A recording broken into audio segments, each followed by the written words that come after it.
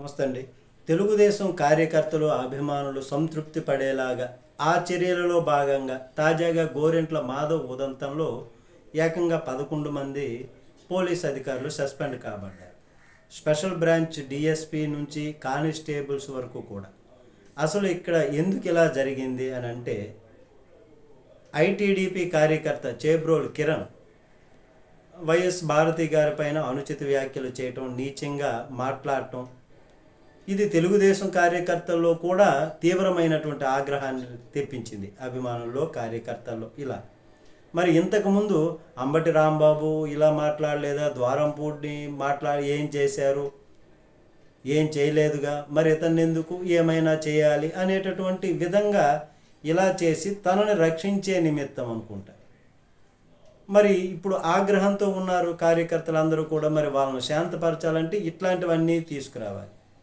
కాబట్టి సొంత మీడియా కార్యకర్తలే ఆగ్రహం వ్యక్తం చేస్తున్నారు. ఇప్పుడు వారి ఆగ్రహాన్ని చల్లార్చడం కోసం గోరంట్ల మాధవ్ చేసింది ఇప్పుడు తెర మీద ఆయన కొంత చేసింది కరెక్ట్ అని చెప్పలేము. కానీ మాధవ్ వెళ్ళి అతన్ని కొట్టబోవటం, ఆ సందర్భంలో గోరంట్ల మాధవ్ని అరెస్ట్ చేయటం, తీసుకువెళ్ళటం, 111 సెక్షన్ కింద కిరణ్ పైన కేసును పెట్టారు.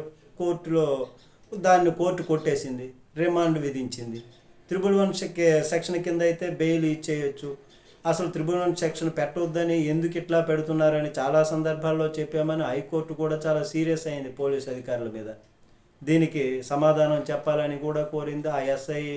ఆ ఎస్ఐకి మెమో జారీ చేయమని ఎస్పీకి ఆదేశాలు జారీ చేయటం, ఆ ఎస్ఐని వచ్చి కోర్టులో చెప్పాలని దీనికి అని చెప్పడం జరిగింది. ఇవన్నీ మరి వీళ్ళు ఏం చేశారు, 5-6 పోలీస్ స్టేషన్లో కేసులు ఉన్నాయి కాబట్టి 111 సెక్షన్లో కేసు పెట్టాల్సి వచ్చింది అని చెప్పేసి అక్కడికి అదేదో చెప్పారు. అయితే 111 సెక్షన్ ఆర్గనైజ్డ్ క్రైమ్ అంటే అతని చేత ఎవరో ఒకరు పెట్టించాలి. మరి అది తెలుగుదేశం నుంచే, లేకపోతే ఏమైనా ఐటీడీపీ నుంచే, ఇంకా ఏమైనా కార్యకర్తల తెలుగుదేశం నుంచి ఎవరు పెట్టారా అనేది. ఇప్పుడు వైసీపీకి సంబంధించి ఆర్గనైజ్డ్ క్రైమ్కు సంబంధించి ఇక్కడ ఎవరిని, సజ్జల భార్గవ్ ఇట్లాంటి వారి పేర్లు పెట్టారు. మరి ఇక్కడ కూడా ఐటీడీపీకి చెందినటువంటి వాళ్ళు ఎవరైనా పెట్టారా? అందుకే 111 పెట్టడం అన్నది సరికాదు. కాబట్టి 111 కేసు అనేటటువంటిది సరికాదని హైకోర్టు కూడా చెప్పింది. మరి అవతల వాళ్ళకి పెట్టినప్పుడు యువతల వాళ్ళకి కూడా పెట్టాలన్నటువంటి డ్రామాలు ఎందుకో కానీ తెలియదు. లేదంటే అతను బయటకు వస్తే ప్రాబ్లం వచ్చేస్తుందో కాబట్టి అందుకని అట్లా ఉద్దేశంతో తన రక్షణ కోసం అన్నా పెట్టి ఉండాలి. మరి కిరణ్ విషయంలో ఇంకా కార్యకర్తలు అసంతృప్తి అయితే అలాగే ఉంది, రగిలిపోతున్నారు. కార్యకర్తలు మరి చల్లార్చాలి కదా, చల్లార్చాలి, ఆయన కాపాడుకోవాలి అని ఉంటే అనేటటువంటి విధంగా ఇప్పుడు అర్థాన్ని వస్తున్నటువంటి పరిస్థితి అనుకుంటున్నారు ఇప్పుడు.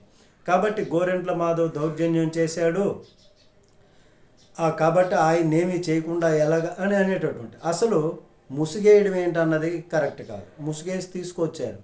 ఏమన్నా దొంగతనాలు చేశారా, హత్యలు చేశారా, మానభంగాలు చేశారా అని ముసుగేసి తీసుకురావడం, కిరణ్కి ముసుగు వేయడం కాపాడడం కోసం, లేదంటే ఇంకా చెప్పాలంటే గోరెంట్ల మాధవ్కి ముసుగేయడం కోసము ఇలాగ ముసుగేసి తీసుకొచ్చారా అన్నటువంటిది. కానీ ముసుగేయలేకపోయారు గోరెంట్ల మాధవ్కి. ఆయన కోపం చెందాడు ఆ పరిస్థితిలో ఇట్లాంటి వ్యాఖ్యలు చేయటం వలన.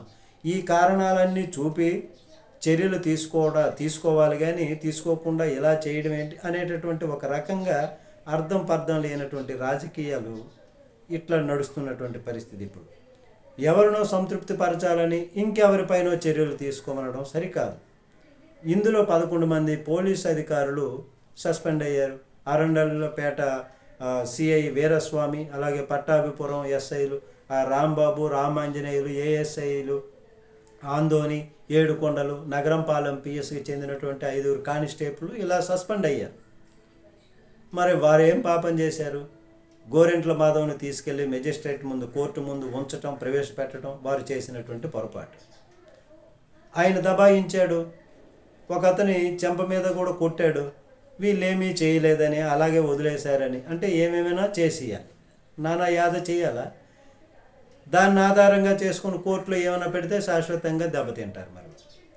కాబట్టి బాధ్యతగానే ఉండాలిగా, మరి అలానే ఉన్నారు. కానీ ఇది సక్రమంగా చేయలేదు అంటే వాళ్ళకి నచ్చేటట్లుగా చేయలేదు. అసలు ఏం కావాలి? ఇక పైన వైసీపీ వాళ్ళని, కార్యకర్తలైనా ఎవరినైనా, వైసీపీ వాళ్ళ అభిమానులనైనా ఎవరినైనా అరెస్ట్ చేస్తే అందరినీ కొట్టేసి రక్కేసి కేసులు బనాయించేసి చంపేసి విసిరేసి నానా యాది చేసేయాలి, అంతేగా మరి. మరి అలా చేయకపోతే పాపం ఆ పోలీసులు అనవసరంగా బలైపోయారు. సోషల్ మీడియాలో కార్యకర్తల మానసిక సంతృప్తి కోసం, వాళ్ళని చల్లారబరచడం కోసం, అంటే ఈ కిరణ్ అనేటటువంటి వ్యాఖ్యలు వారికి కూడా నచ్చలేదు, సరైనటువంటివి కాదు, దాని మీద రగిలిపోతున్నారు. కాబట్టి వాళ్ళను సంతృప్తి చెందాలంటే ఇవన్నీ తీయాలి అనేటటువంటి విధంగా, అంటే పౌరుషాన్ని రేకెత్తిస్తే అప్పుడు సంతృప్తి చెందుతారు అనేటటువంటి విధంగా పోలీసుల్ని ఈ విధంగా సస్పెండ్ చేయడం, వేధించడం, లేక వైసీపీ కార్యకర్తల్ని వేధించమని చెప్పడం, ఇట్లాగా మరి ఇది ఏదైనా కానీ ఎప్పుడు అటుదిటు ఇటుదటు అవుతూ ఉంటుంది. ఇది ప్రజాస్వామ్యం. కాబట్టి ప్రజాస్వామ్యాన్ని కాపాడినటువంటి ధర్మం ఉండాలి. వాళ్ళని, ప్రజాస్వామ్యాన్ని రక్షించేటటువంటి విధంగా వాళ్ళని పని చేయనివ్వాలి. పోలీసు యంత్రాంగాన్ని కానీ ఇతరత్ర ప్రభుత్వ యంత్రాంగాలనైనా కానీ ఒక పార్టీయే ప్రభుత్వం ఉండిపోదు, ఇంకొక పార్టీ వచ్చి అది ఉండిపోదు. కాబట్టి పార్టీలు అన్నవి, ప్రభుత్వాలు అన్నీ మారుతుంటాయి, ఏది శాశ్వతం కాదు. నమస్తే.